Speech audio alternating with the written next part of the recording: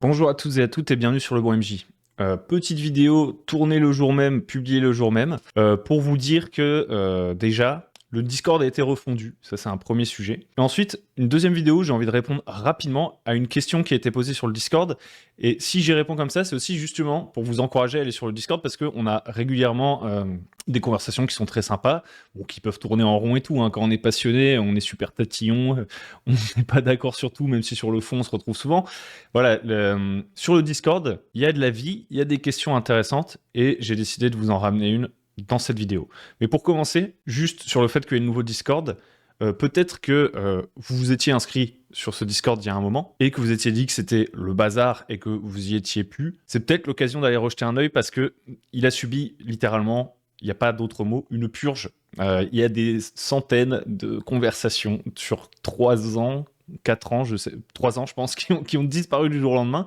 Donc maintenant, il peut sembler très très vide, mais je pense que la nouvelle forme qu'on lui a trouvée, on a un peu réfléchi avec Cortex, devrait permettre plus d'autonomie, etc., notamment grâce au format forum qui a été mis pour certaines sections, ce qui va vous permettre de créer vos propres articles. C'est-à-dire qu'il y a par exemple, il y a un forum boîte à outils dans lequel vous pouvez parler homebrew, etc., et créer vos sujets comme dans un forum, et ça ne va pas se noyer dans la discussion permanente, etc. On a laissé des endroits pour la discussion à bâton rompu dans toutes les directions, bim bam boum, mais on a essayé de faire en sorte qu'en gros les salons ils tiennent sur pas grand-chose et qu'ensuite on ait plus une arborescence et qu'on puisse prolonger des conversations sur le long terme avec des gens, etc. Donc je pense que c'est plutôt cool et j'espère, pour l'instant ça fait très vide vu qu'on a tout supprimé alors qu'il y a eu quand même énormément de vie dans ce forum.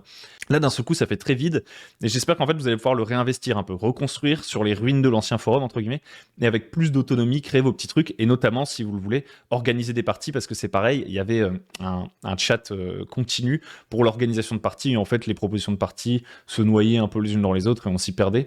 Donc là voilà, je vous invite à aller rejeter un œil si vous y êtes ou à vous inscrire si c'est pas encore fait parce que c'est un truc qui me gêne presque, c'est que je sais que la chaîne intéresse des gens.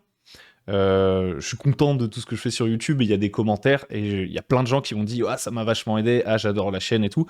Mais un truc dont je rêve, qui est un peu plus, qui est peut-être un peu bizarre, c'est de voir un peu plus en fait les résultats que ça produit, en fait l'effet que ça a. Et je trouverais ça super cool. Bon là c'est juste une question d'ego, en vrai tout le monde s'en fout. Mais je trouverais ça cool qu'il y ait plus de parties qui soient jouées sur le Discord.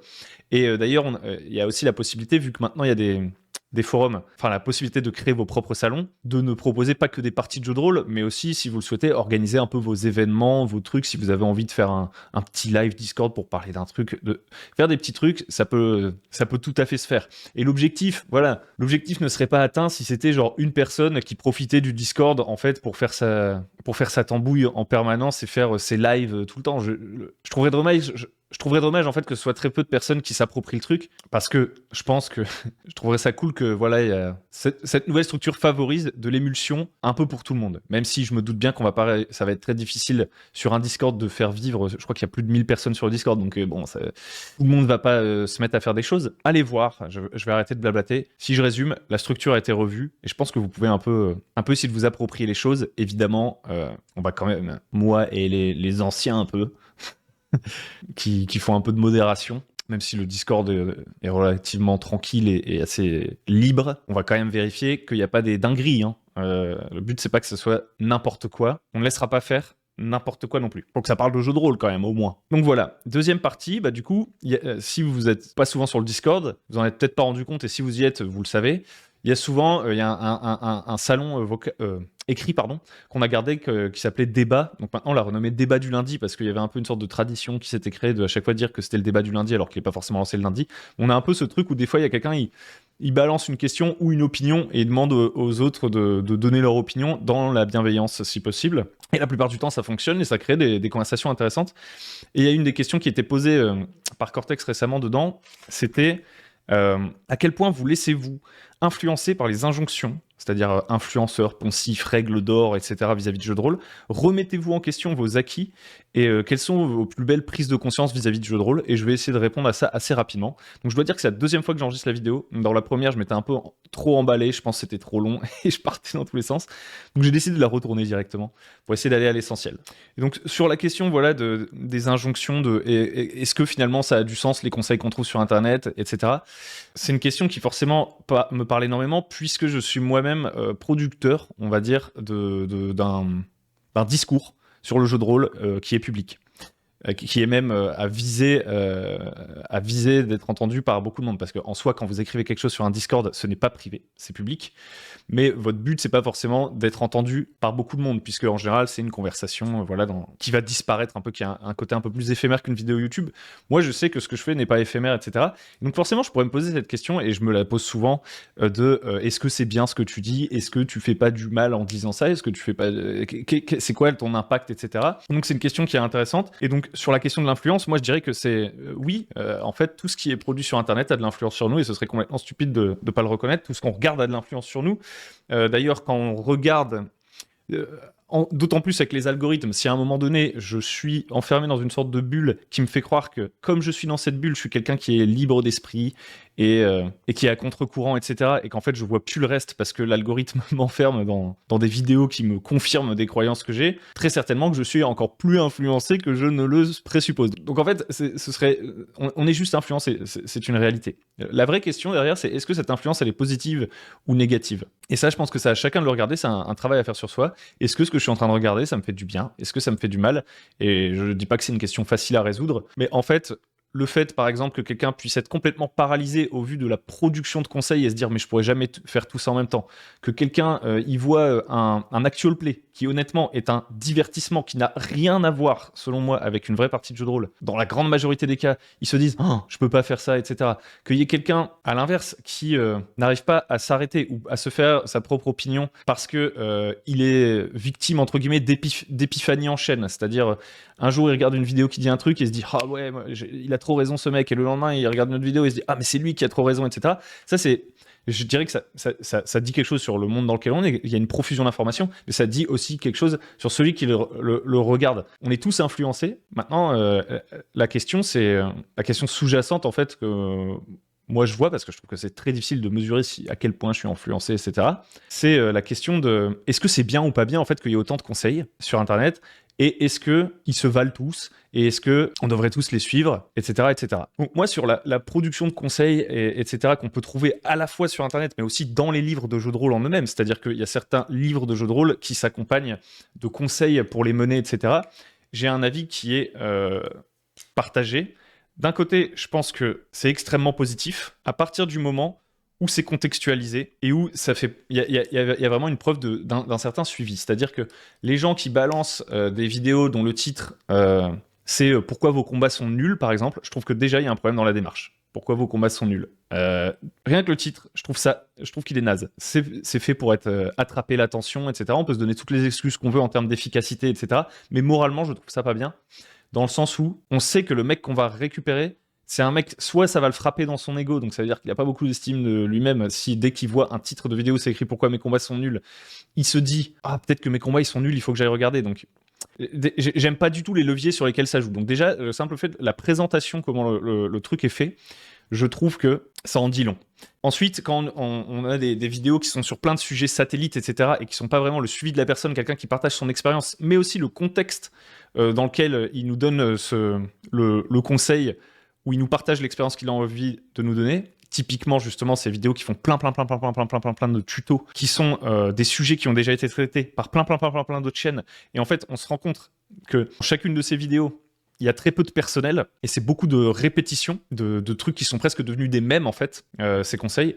Je trouve que c'est pas intéressant. En fait, moi, ce qui m'intéresse vraiment, c'est les gens qui contextualisent ce à quoi ils sont en train de jouer en ce moment, quitte à ce que ce soit un peu plus décousu, que ce soit plus long, hein, tout simplement, et qui sont capables de dire, et c'est vraiment important, quand il lâche une phrase, au lieu de la lâcher comme une punchline, qu'il soit capable de le nuancer en fait. Des fois on fait une punchline, mais pour moi c'est important qu'avant cette punchline, après cette punchline, on prenne le temps de nuancer. En tout cas, moi, je trouve que c'est signe d'une certaine bienveillance envers celui qui nous écoute, et dans le bon sens du terme. C'est-à-dire pas dire juste « mais bon, tout le monde fait comme il veut », etc. C'est pas ça. Si vous lâchez des grosses bombes et que juste derrière vous dites « bon voilà, c'était juste mon avis, faites-en ce que vous voulez », c'est pas suffisant. Il y a une forme de respect envers l'autre à essayer d'être honnête dans sa démarche, dans les moyens rhétoriques qu'on va employer, etc., etc. C'est pas toujours évident, mais voilà. Je suis complètement en train de me perdre. Un truc assez simple pour faire la différence entre une injonction et un bon conseil, c'est la forme. C'est pas le fond.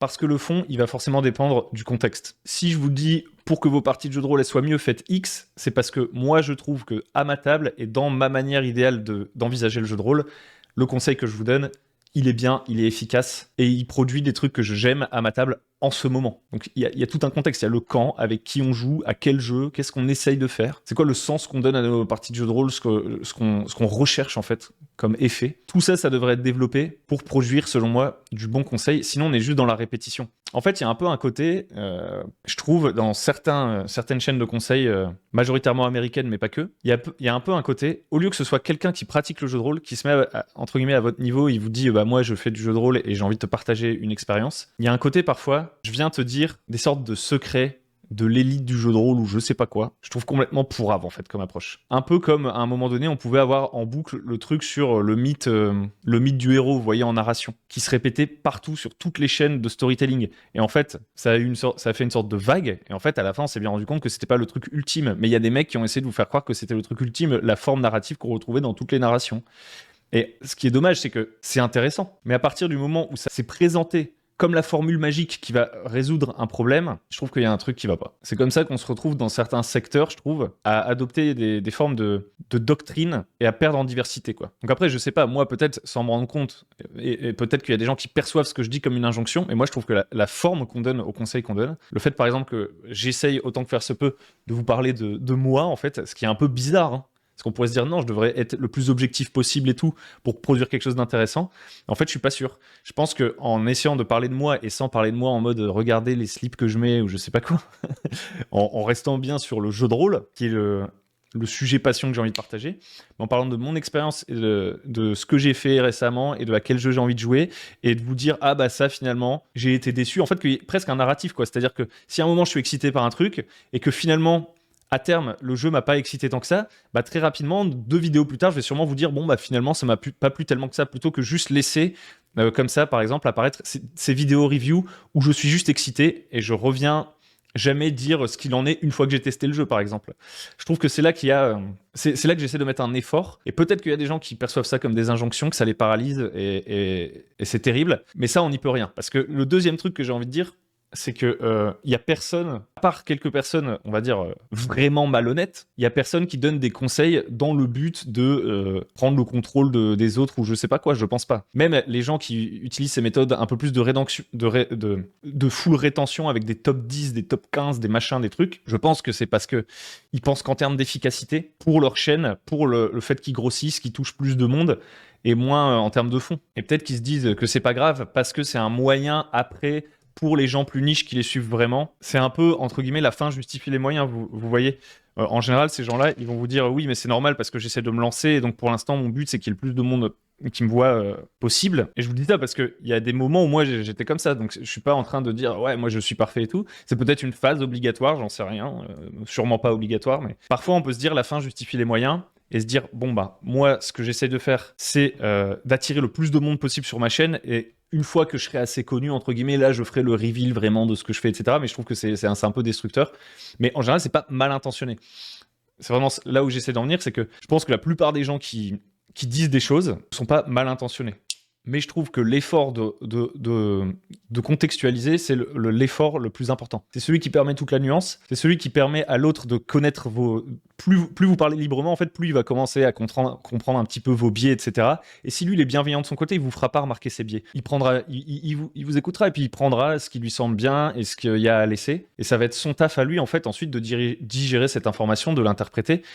Et il n'y aura jamais de communication parfaite. Du côté on va dire, de celui qui écoute, qui regarde de l'information, etc., il y a une responsabilité aussi. La responsabilité de se rendre compte les informations qui nous apportent des choses positives et de voir les informations qui nous apportent des choses négatives. Et ça demande de se remettre en question. Par exemple, s'il y a des trucs que je regarde et en fait ça m'énerve juste, je devrais peut-être arrêter, quoi. Si je me rends compte qu'à chaque fois que quelqu'un me parle d'un nouveau truc, ça m'excite et je change complètement d'avis et que j'arrive pas à m'arrêter sur quelque chose et que je ressens un malaise vis-à-vis de ça, à me dire à chaque fois je crois que je fais bien et il y a quelqu'un qui vient me donner un nouveau conseil et j'ai l'impression d'être nul et tout, il faut peut-être se demander s'il n'y a pas un peu un manque de confiance en soi et voilà. Et ça je sais pas comment je pourrais, c'est pas ma vocation, je sais pas quoi dire vis-à-vis de ça. Et dans la question il y avait aussi remettez-vous en question vos acquis.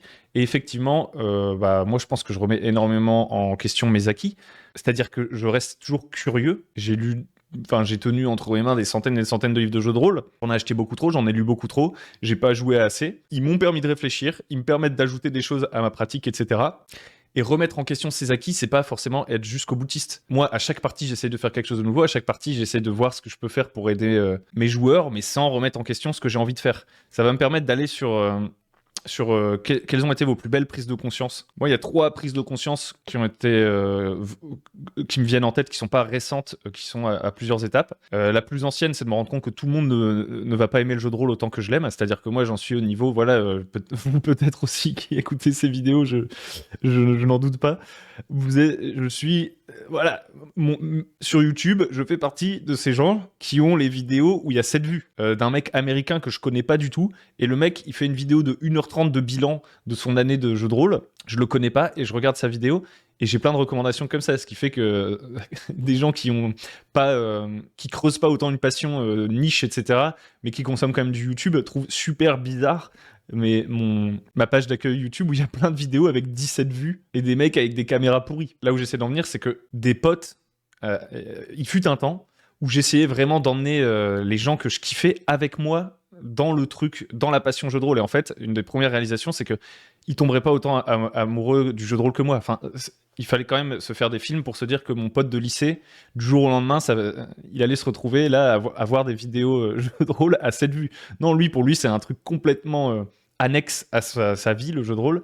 Et je dois pas en permanence m'adapter, courir après ces gens-là. Si moi j'ai envie de jouer avec des gens qui sont vraiment investis, etc., il faut que je trouve ces gens qui sont vraiment investis. Je peux pas transformer les autres. Ça a été un premier truc. La deuxième réalisation, ça a été, je vais passer vite là-dessus parce que j'en parle souvent, mais que l'actual play, c'est vraiment un à côté du jeu de rôle.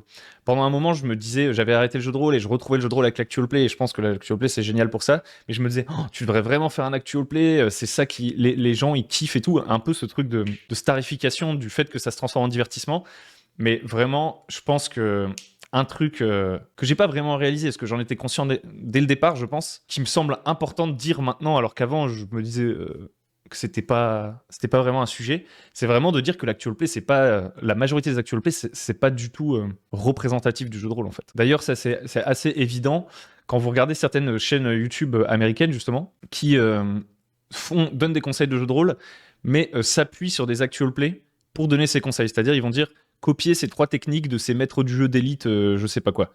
Et en fait, c'est complètement ridicule, je trouve, parce que dans les mêmes vidéos, quasiment à chaque fois, ils font un désamorçage instantanément dans leurs vidéos. C'est-à-dire qu'ils disent « Ok, on va regarder cette vidéo d'actual play et on va essayer de récupérer ces trucs-là et de les faire chez nous pour améliorer nos parties de jeu de rôle. Mais attention, ne vous mettez pas trop la pression, parce que sûrement on a dû leur dire bah, c'est un peu bizarre quand même comme procédé. Ils disent ne vous mettez pas trop la pression. Regardez ces gens qui font de l'actual play et s'en inspirer. C'est un peu comme regarder Zizou qui marque des buts. Le but, c'est pas de devenir comme eux, c'est de les voir comme voilà, des modèles qu'on essaye d'atteindre. Mais en fait, pour moi, c'est pas ça. Bien sûr, on peut aller chercher de l'inspiration dans l'actual play. Ça, il y a aucun souci. S'il y a des trucs que vous regardez des actual play, il y a des trucs que vous trouvez cool dans les actual play, vous pouvez essayer de les faire. Mais l'actual play n'est pas un modèle. Vous faites des parties de jeu de rôle. Ce qui est important, c'est votre table. C'est les gens avec qui vous jouez. C'est pas ce qui se passe à côté. C'est même pas la table d'à côté, en fait. Il faut le voir comme une source d'inspiration, mais pas comme un modèle. Et ce que je fais sur ma chaîne, c'est la même chose. Ce que j'essaie de vous partager, c'est de l'inspiration. C'est pas de vous dire que vous devez faire comme moi. C'est là, encore une fois, que le contexte, il est important. Et je pense en particulier je vois souvent des messages de gens qui disent « Ah, dans mes parties de jeux de rôle, voilà, c'est un peu difficile, il y a machin, il parle pas trop et tout. » Je pense que le pire truc à faire, entre guillemets, pour essayer d'améliorer cette situation, ce serait d'essayer de copier ce qui se fait ailleurs avant de s'être demandé quel est vraiment le problème avec les autres, d'essayer d'identifier, de voir si on peut pas jouer avec d'autres gens qui ont plus envie de jouer comme nous, etc. En fait, c'est souvent ça la réponse à la plupart des problèmes. Et d'ailleurs, ça n'est pas qu'une question d'actual play, ça, je pense. C'est même une question d'essayer d'importer des trucs qui viennent d'autres médias dans le jeu de rôle. Par exemple, moi je trouve que le jeu vidéo c'est excellent pour s'inspirer, le cinéma c'est excellent pour s'inspirer, etc. Mais c'est impossible de calquer les modèles scénaristiques du cinéma dans le jeu de rôle, par exemple. Sinon, ce serait un peu, selon moi, effacer la nature même du jeu de rôle qui est une expérience à plusieurs autour d'une table et qui est un jeu de société quand même. Évidemment que toute fiction est inspirante et que on peut s'inspirer de tout. Et je pense qu'il est dangereux de voir ce qui est excitant à regarder d'un point de vue extérieur comme un modèle pour ce à quoi ce qu'on va essayer de créer en tant que participation en fait. On ne sait pas ce qui se passe dans la tête des gens qui sont en train de faire un actual play. Parfois dans un actual play, il y a des méga longues phases d'exposition. Ok, le mec est un super conteur et tout, mais il y a plein de gens, ça va les faire chier en fait, juste que vous fassiez ça. Les gens d'ailleurs qui sûrement ne regardent pas d'actual play. Moi par exemple, je regarde pas beaucoup d'actual play, et donc des fois je sens en fait qu'il y a quelqu'un qui essaye de créer un truc un peu spectacle, etc. Et je suis presque gêné pour lui, et très certainement que des fois je dis pas ce que je pense parce que voilà, je suis j'ai pas pour vocation de rester à la table de cette personne ou ni de lui dire ce qu'il devrait faire, etc. Et des fois, voilà, il y a des gens, on sent qu'ils sont dans le show et ils ont oublié que, par exemple, les joueurs qui étaient en phase 2 sont des joueurs, ne sont pas le public d'un actual play. Enfin bref, ça c'était vraiment un truc sur lequel j'ai pas mal réfléchi, cette différence entre l'actual play et le jeu de rôle, et où je me dis aujourd'hui, moi, à ma table, je ne vois pas comme un défaut ou un truc non fonctionnel le fait que pendant 15 minutes, des gens se posent la question de comment ils vont aborder telle situation, vous voyez. En parlant en méta, par exemple. Il y a des gens pour qui ça, c'est de l'hérésie. Le moindre manque de fluidité, le moindre manque d'autres trucs. Comme si ce qu'on essayait de produire, c'était un film. Pour que quelqu'un à l'extérieur qui écoute se fasse pas chier. Et c'est facile de tomber dans ce trap-là un petit peu quand on est MJ aussi, je pense.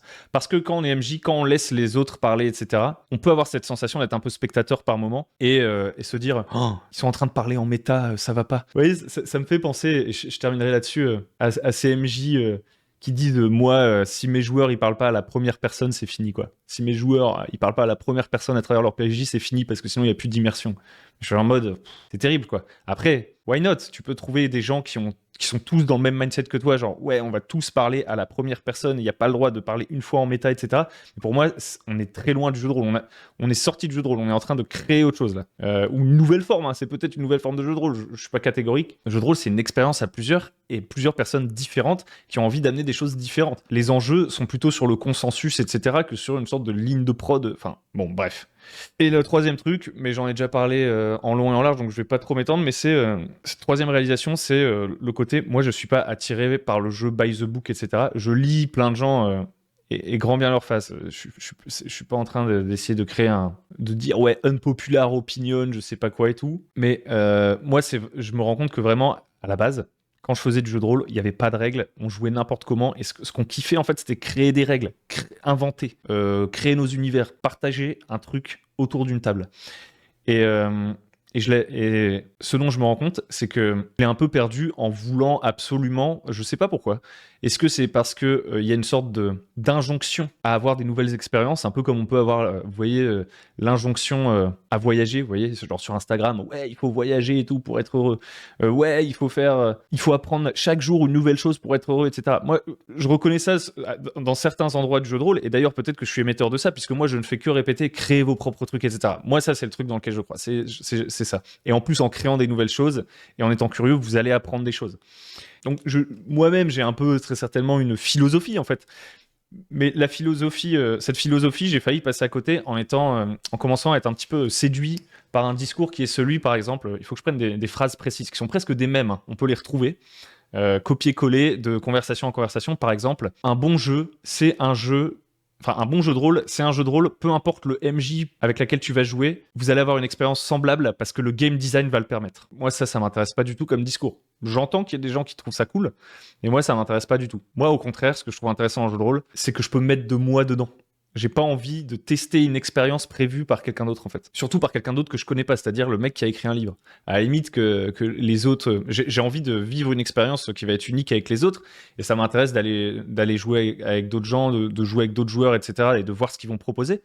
Mais en vrai, j'ai aucun truc et même ça m'énerve, en fait, ça m'énervait de penser comme ça, de me soumettre à ce truc il faut jouer à un jeu de rôle avec les règles, sinon t'es passé à côté de l'expérience. T'as pas eu l'expérience pure. Et tout le monde prétend, entre guillemets, il y a une sorte de... Moi, j'ai eu vraiment une expérience profonde avec ce jeu de rôle, parce que je l'ai joué exactement comme c'était écrit, etc. Et si toi, ça t'a pas plu ce jeu, c'est sûrement parce que tu lui as pas laissé sa chance assez longtemps. Ou c'est sûrement parce que tu n'y as pas assez joué. Ah, c'est parce que t'as fait cette règle homebrew que t'es passé à côté du truc, en fait. Ça, c'est vraiment un truc que j'aime pas. Alors, en fait, pour être tout à fait honnête, ça ne me dérange pas que des gens pensent ça. C'est sûrement que eux, ils voient du sens là-dedans et tout, mais ça m'énerve en tant qu'argument. C'est-à-dire que, par exemple, vous vous dites « Ah, moi, j'ai joué à tel jeu, j'ai pas du tout aimé. » Et il y a quelqu'un qui vous dit « Ah ouais, mais c'est parce que t'as pas vraiment les clés de compréhension. » Ou alors, c'est parce que tu t'es trompé dans cette règle, c'est pour ça. Genre, moi, je m'en fous. Le jeu de rôle, c'est un truc créatif. Je prends le livre, c'est un outil. Je viens prendre des trucs dedans, je fais ce que je veux. Et parce qu'en fait, c'est ça que j'aime bien. C'est créer. C'est pas apprendre par cœur un livre et essayer de suivre à la lettre la procédure qui m'est décrite. Donc ça a aussi été une des prises de conscience, c'est de reconnaître vraiment, moi, ce que j'aime bien dans le jeu de rôle, pour d'autant plus, en plus, à côté de ça, mieux contextualiser mon discours sur la chaîne. On reboucle avec ce que je disais avant. Évidemment, quelqu'un qui a pas ce contexte, s'il me voit faire un retour sur un jeu, alors que je dis que j'y ai joué qu'une fois et que j'ai pas utilisé telle règle, il va se dire, mais du coup, ton avis ne vaut rien. Ton avis ne vaut rien. Tu n'as pas compris l'essence, la fragrance de ce jeu de rôle, en fait. Tu n'en as pas saisi l'âme. Bon, même si je mets du contexte, il peut y avoir des gens qui réagissent comme ça, je vous prie de le croire. mais au moins, moi, je sais que j'ai mis le contexte, et donc, en fait, à partir du moment où j'ai mis le contexte, je m'en fous de cette remarque. Ça a été vraiment 3 trucs qui ont pas mal changé mon rapport au jeu de rôle. Et notamment ce 3e truc, j'en ai parlé dans des vidéos précédentes, ça change pas mal aussi l'aspect à la consommation de jeu de rôle. C'est-à-dire que quand vous êtes dans ce truc de pour être légitime à parler, et pour être au courant des dernières innovations et pour pouvoir prétendre avoir vécu plein d'expériences de jeux de rôle, je suis obligé d'avoir acheté plein de jeux de rôle et de les avoir tous testés. Quand vous êtes dans ce paradigme-là, le truc, c'est que ça vous pousse aussi un petit peu au consumérisme. On va pas se le cacher, ce discours, il peut être un peu en faveur de ça. Je dis pas qu'il est construit exprès, on n'est pas en mode conspiration. Hein. Je dis pas que ce discours est un moyen de faire fonctionner l'entre guillemets industrie du jeu de rôle, mais moi ça me faisait, en fait, l'un allait avec l'autre dans ma manière de fonctionner, c'est-à-dire que pour me sentir légitime de parler de trucs et entre guillemets me mettre dans la poche les gens qui tenaient ce discours, je me sentais obligé de lire et de tester plein de jeux de rôle, alors que moi, ce que j'aime bien, c'est justement le moment où j'arrive, je lutte contre le fait de me disperser pour pouvoir créer des choses. Donc voilà, j'ai envie de terminer la vidéo avec juste des petites recommandations de gens à suivre. Il y avait un autre truc, pareil, qui a été partagé sur Discord. Donc je rappelle, si vous voulez aller sur le Discord, des fois il y a des conversations comme ça. Plutôt que juste m'écouter parler, vous pouvez aussi donner votre avis sur Discord et voir l'avis d'autres gens et aussi le faire en commentaire, etc., etc. N'hésitez pas, c'est à ça que ça sert. J'ajoute un truc. À quoi servent toutes ces conversations ? Pour moi, toutes ces conversations, elles servent à la fois à faire vivre la passion, parler, etc. Et en fait, elles servent rarement à atteindre, à ce qu'on tombe tous d'accord. L'intérêt de ces conversations, c'est de mieux comprendre les autres, de mieux comprendre leur point de vue, de voir qu'il y a d'autres manières de voir le truc. Souvent, on est d'accord sur le fond, mais il y a quelques détails qui changent, etc. Je regardais récemment une interview sur la chaîne de Vieux Geek avec le Grumpf, et c'était exactement ce qui était dit par le Grumpf, et moi, j'étais très d'accord avec ça. C'est que on a des conversations de passionnés hyper niche, etc., on est rarement d'accord, mais ça ne nous empêche pas de jouer ensemble, etc. Au contraire, le fait de ne pas être d'accord, c'est pas grave. Si on n'est pas d'accord, ça veut dire qu'on a eu une conversation qui nous a permis d'arriver à la conclusion qu'on n'était pas d'accord sur certains trucs, mais que ça ne nous empêchait pas d'être d'accord sur le fond de certaines choses, sur la globalité. Et c'est en communiquant comme ça qu'on a plus de visions différentes sur le monde, en fait. Donc, quand je dis voilà qu'il y a un discours que j'ai du mal à entendre, etc., ça veut pas dire que je pense que ces gens sont des cons, etc. Ça veut juste dire que moi, si je m'arrête là-dessus, si mon but c'est de les écouter, de faire si je me sens illégitime parce qu'il y a des gens qui me disent ça, c'est plus me tirer une balle dans le pied qu'autre chose. Mais ça va pas m'empêcher de parler avec ces gens-là, en sachant d'avance qu'on va pas être d'accord. La conversation a de l'intérêt. Encore une fois, c'est encore plus beau si on met du contexte. Et donc, pour terminer, je disais, je me suis un peu perdu en route, qu'il y avait un truc sur Twitter, un peu de bilan 2023, etc., jeu de rôle. Donc je vais pas faire toutes les questions, mais il y avait un truc qui tournait. Moi, je vais rarement sur Twitter. C'est parce qu'il est passé sur Discord, sur X, pardon. C'est parce que c'est passé sur le Discord que je l'ai vu. Et il y avait un truc de personnalité à mettre en avant. Et j'avais envie de mettre certains trucs que j'écoute en avant. Alors déjà, je vais commencer par rappeler, moi, des trucs qui sont pas du tout nouveaux. Je vais pas faire l'effort de vous trouver un truc nouveau pour dire un truc nouveau. Moi, je vous conseille vraiment d'écouter, et je mettrai les liens en description, Questing Beast, pour avoir de la review de jeu OSR. Alors là, il a ralenti parce qu'il crée un jeu, mais Il y a plein de trucs. Runehammer, Kelsey Dion sur Arcane Library, qui est la créatrice de Shadow Dark, hein. Et la chaîne YouTube Bastionland, de l'écrivain d'Electric Bastionland et de Mythic Bastionland et d'Into the Odd, etc. Donc tout cela, vous m'avez forcément déjà entendu les citer dans d'autres vidéos et tout, donc je vais quand même essayer d'en rajouter un petit que j'écoute pas mal en ce moment. C'est justement Vieux Geek dont je parlais juste avant. Et c'est pas tellement pour toutes les reviews de jeux parce que ça m'intéresse pas. Mais ce qui est cool, c'est qu'il invite pour des conversations très très longues certaines personnes. Par exemple, il a invité le Grumpf plusieurs fois. Et je trouvais que les conversations étaient hyper intéressantes et tout. Donc voilà, je lâche ça aussi. Je trouve que c'est un peu dans le thème de la vidéo puisqu'on parle d'influence, etc. Sans vous dire que quand vous allez aller là-bas, vous allez enfin trouver la vraie secte finale. Moi, je peux vous dire que je trouve que c'est des conversations intéressantes et qui occupent mes oreilles et mes soirées depuis quelques semaines. Et vous verrez que certainement, il y aura des trucs qui seront complètement contradictoires avec ce qui se dit sur cette chaîne. Et c'est pas grave. Le vrai travail à faire si vous voulez, si vous vous sentez bloqué, que vous avez peur de vous tromper, etc. Je pense que c'est à vous de le faire. Si vous avez l'impression qu'il y a trop d'injonctions, que le monde d'Internet va mal, bon, il y a des trucs qui vont pas bien dans le monde, hein, qu'on s'entende. Je pense qu'au niveau du jeu de rôle, on est surtout sur des grosses conversations de passionnés, et il y a vraiment beaucoup plus de bons à prendre que de mauvais sur Internet, tant qu'on est capable de faire le tri, et de savoir ce que nous, on vient y chercher, et de s'écarter des trucs qui nous semblent négatifs, tout simplement. La sélection naturelle. En tout cas, moi, je vais aller cutter cette vidéo. Et en attendant qu'elle se produise, je vais sûrement écouter des dizaines de petites vidéos de jeux de rôle où il y a un pélo avec une caméra à 3 pixels qui est en train d'expliquer qu'est-ce qui s'est passé dans sa dernière partie. Sur ce, je vous laisse. Et je vous dis à très bientôt sur Le Bon MJ. N'hésitez pas à liker, à vous abonner, à venir sur le Discord et à soutenir sur Tipeee. Une bonne fin de dimanche. Ciao.